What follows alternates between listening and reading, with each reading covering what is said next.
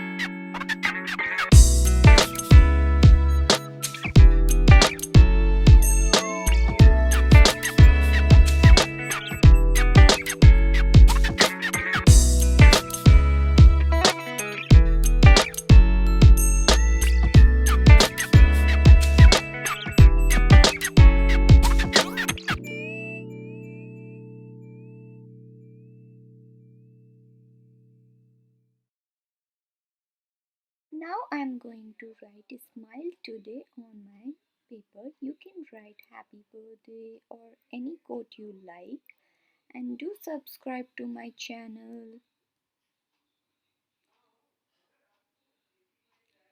And here's a little heart for me. And our painting is ready. Hope you like it.